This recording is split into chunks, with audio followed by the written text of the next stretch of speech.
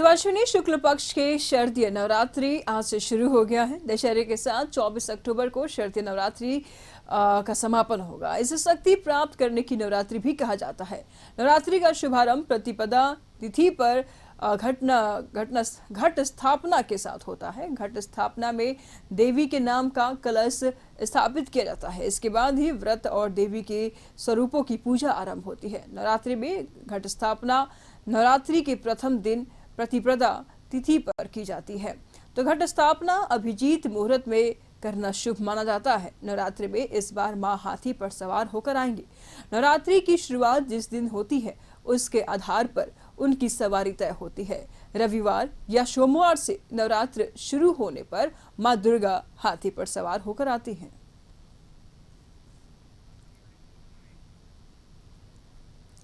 तो अश्विनी शुक्ल पक्ष की शारदीय नवरात्रि आज से शुरू हो गया है। इस पर तमाम जानकारी के लिए हमारे सहयोगी गौतम इस वक्त हमारे साथ जुड़ चुके हैं। क्या माहौल है, क्या दृश्य देखने को मिल रहा है गौतम वहां पे?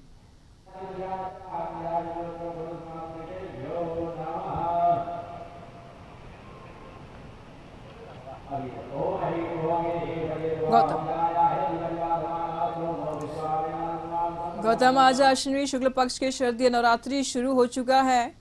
कितना उत्साह देखने को मिल रहा है श्रद्धालुओं में वहां पे? फिर से जुड़ेंगे हम गौतम से। फिलहाल संपर्क अभी नहीं हो पा रहा उनसे, लेकिन बढ़ते हैं आगे। अश्विनी शुक्ल पक्ष की शारदीय नवरात्रि आज है और तस्वीरों में आप साफ तौर पर देख पा रहे हैं। दशहरे के साथ 24 अक्टूबर को शारदीय नवरात्रि का समापन होगा।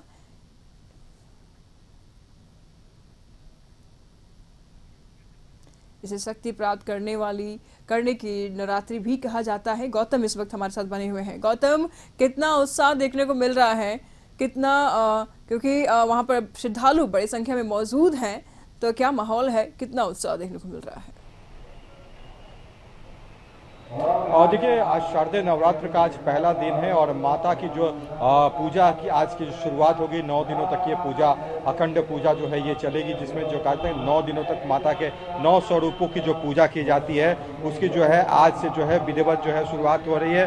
आज तमाम पूजा पंडाल घरों में जहाँ पे माता के स्वरूप के रूप में कलश की स्थापना की जाती है, गंगा जल के साथ गंगा की मिट्टी और मिट्टी के कलश में जो है इस पूजा को जो है शुरुआत किया जाता है। ये आप स्वरूप देख रहे हैं, पटना का ये डाक बंगला चौराहे स्थित जो है ये पूजा पंडाल है। और जहाँ पे मैं आपको बता दूं कि हर साल जिस तरह से पूजा होती है, हालांकि कोरोना काल में ये पूजा उतनी भीड़ भाड़ से नहीं हुई थी, बहुत ही बंदिशों के साथ हुई थी, मगर जो यहाँ का एक पुराना जो कहा जाता है कि जो एक लोगों में आस्था, जो एक विश्वास है, वो यहाँ पे झलकता है कि कितना यहाँ पर लोगों की आने की जो भीड़ है हर साल लगातार वो बढ़ते जा रही है। और जिस तरह से लगातार हर साल यहाँ पे पूजा आयोजक समिति की तरफ से कोशिश होती है कि यहाँ पे जो भक्त आने वाले हैं, जो कहा जा सकता है कि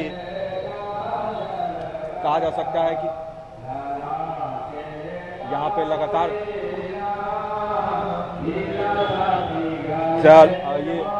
जो कहा जा सकता है कि हर साल ये संजीव कुमार टोनी यहाँ पर हैं, पहुंचे हुए हैं और वो आयोजक समिति के जो मुख्य जो है वो है यहाँ पर। उनसे जानते हैं, क्योंकि इन्होंने इस पूजा की जो शुरुआत यहाँ पे की।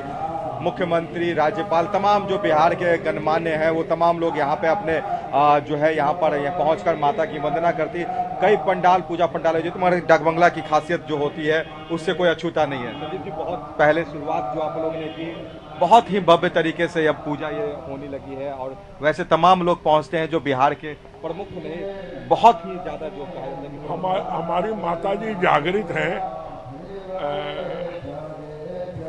और बड़े लंबे समय से यहाँ पूजा हो रहा है और हमारे यहाँ विधिवत पूजा होता है और बड़े ढंग से हमारे वैदिक मंत्रों में उच्चारण होते हैं और माता रानी का संपुट पाठ हमारे यहाँ दिन भर में 5 पाठ होते हैं और हम लोग शांति, सद्भावना, राज्य की उन्नति और राज्य सरकार चाहे कोई भी हो, उनके उन्नति के लिए ही हम लोग मां से मनोकामना करते हैं।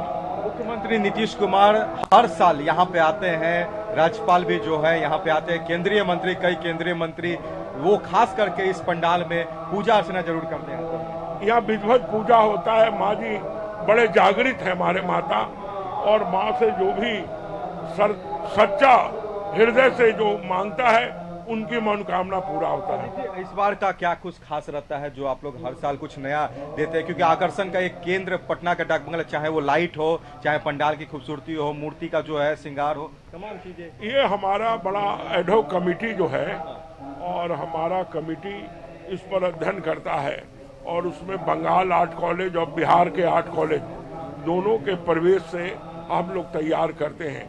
इस बार हम लोग ये बना रहे हैं कौन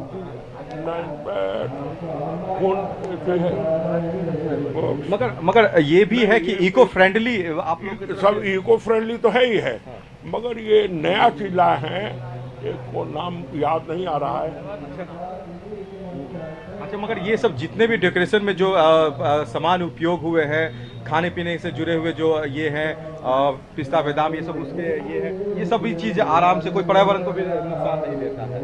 कभी हमारे यहाँ बड़े नियम और सब चीज बड़ा शुद्ध है, मिठाई से लेके फल से लेके कोई भी सामग्री हम लोग के यहाँ बड़ा शुद्ध होता है। हमारे यहाँ बड़ा नियम है, और उसी नियम से, और इस बार हम लोग सरस्वती मंदिर बना रहे हैं फिलानी राजस्थान का। हर एक साल हम लोग बदलते हैं और पटना वासियों को दिखलाते हैं कि जो प्रसिद्ध मंदिरें हैं उस मंदिर को हम यहाँ पर लाएं, और बिहार और पटना वासी के राजस्थान का ये मंदिर का, हाँ, पिलानी में है, वहाँ का ये मंदिर है। हर साल कुछ ना कुछ नए मंदिर जो होते हैं यहाँ पर पटना। तो गरीब गुरबा कैसे देखेगा जो जाता नहीं है? इसलिए नया चीज का हमारे लड़के लोग आयोजन करते हैं और हम लोग दिखलाते हैं। लाइट भी बहुत सुंदर होती है, प्रसाद भी आप लोग की तरफ से दिया जाता है। निश्चित प्रसाद सब माता रानी की कृपा है, और लाइटिंग जो आधुनिक जो होता है वो लाइटिंग को हम लाते हैं। प्रसाद के साथ तमाम लोग जो हर वक्त को प्रसाद जी, 7वीं 8वीं 9वीं अनवरत प्रसाद हम बांटते हैं। कुमार टोनी जो थे आयोजक थे, जिन्होंने बताया। और ये देखिए, पूजा जो है, ये पूरा पूजा जो है वो विधिवत तरीके से यहाँ पे किया जा रहा है। 15 जो है कलश है वो स्थापित किया जा रहा है, और काफी समय से जो आप देख रहे हैं कि जो पुजारी जो है वो अपने मंत्रोच्चार के साथ जो है इस पूजा को संपन्न कराने में जो है वो लगे हुए हैं।